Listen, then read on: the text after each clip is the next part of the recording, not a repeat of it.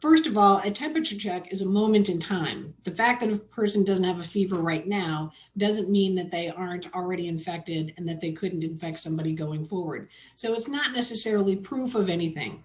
It's also doing what is called under the law assuming a duty. You are taking on responsibility for doing something that you wouldn't otherwise have responsibility for doing.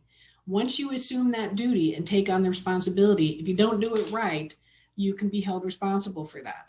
So if you think that some kind of health check is going to be appropriate or necessary during your meeting, I would consider hiring a third-party agency that specializes in this arena to administer those health questionnaires or do the temperature checks or do whatever that is, so that they bear the responsibility for doing it right and making sure that it's done appropriately, so that you're not opening yourself up to that potential liability. And again, as Barbara and I said, we think things like mask requirements and distancing probably are better than doing temperature checks. I saw that somebody asked, well, should you require masks even if the local jurisdiction doesn't require it? Again, this is a very political issue, very fraught with all kinds of issues.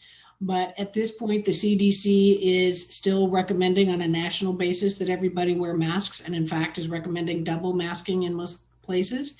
So I would go with the national standards for my event because people are coming from all over. But Barbara, what do you think in terms of temperatures and those things?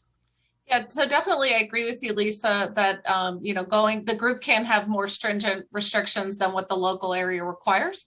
And I think setting up a code of conduct, as one of the questions noted, is a good idea. Again, there's shared responsibility, and the Events Industry Council last summer did a great job in their report of really identifying the shared responsibility between the organizer, the attendee, and the venue when it comes to COVID risks. And I think that's true.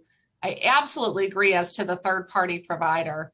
Again, to give the impression that a group or its staff would check temperatures and somehow make a diagnosis is difficult. Similarly, with health questionnaires, remember, if you collect that information, you got to protect it. So that's not necessarily foolproof as well. So I think deferring sort of to the lowest common denominator, if you will, that is just practical management of risk on site. To me, I think that is the best strategy going forward. Also keep in mind, program schedules are likely going to change.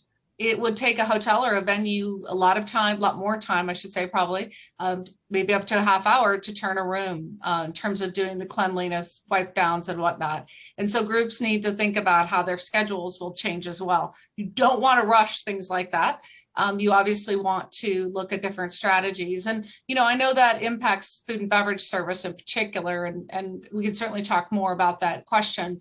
But again, as I'll point out on the group side, the same old just can't be the same old, same old.